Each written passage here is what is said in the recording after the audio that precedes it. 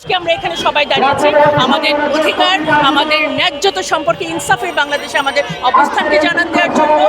কারণ আমরা যদি বলি যে কত বছর ধরে স্বাধীনতা খুঁজছি, ২৪-এর আন্দোলনের পর এখনো যদি আমাদেরকে আমার হিজাবের স্বাধীনতা, আমার নিকাবের স্বাধীনতা নিয়ে কথা বলতে হয়, তাহলে কোন নতুন বাংলাদেশ আমরা পেলাম? পাঞ্জাবের জগতে একটি বিশ্বস্ত নাম, শাবাব এথনিক ওয়্যার।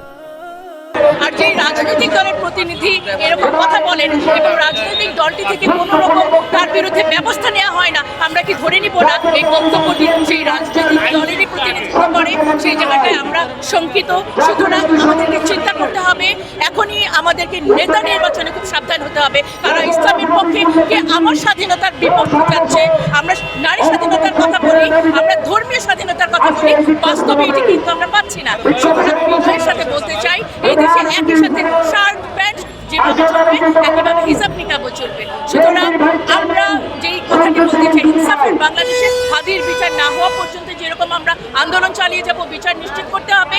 একই সাথে নারী হিসেবে সকল নারীদের যে মননে, আত্মায় তিনি আঘাত দিয়েছেন পতিতাবৃত্তির সাথে তুলনা করে, আমি অত্যন্ত দুঃখিত। আমার ধারণা তার মা, তার দাদি, নানি, ওনারাও হয়তো হিজাব নিকাব করেন, তারাও পতিতার সাথে তুলনা হয়েছে, যেটা অত্যন্ত লজ্জাজনক। আমি শুধুমাত্র এই বার্তাটি দিতে চাই, ভবিষ্যতে আর কেউ কখনো যেন নারীর মর্যাদা নিয়ে, নারীর পোশাক নিয়ে কোনো ধরনের এতভাবে শার্ট জিন্স পরলে যেরকম কোনো কিছু করার অধিকার আমাদের নাই,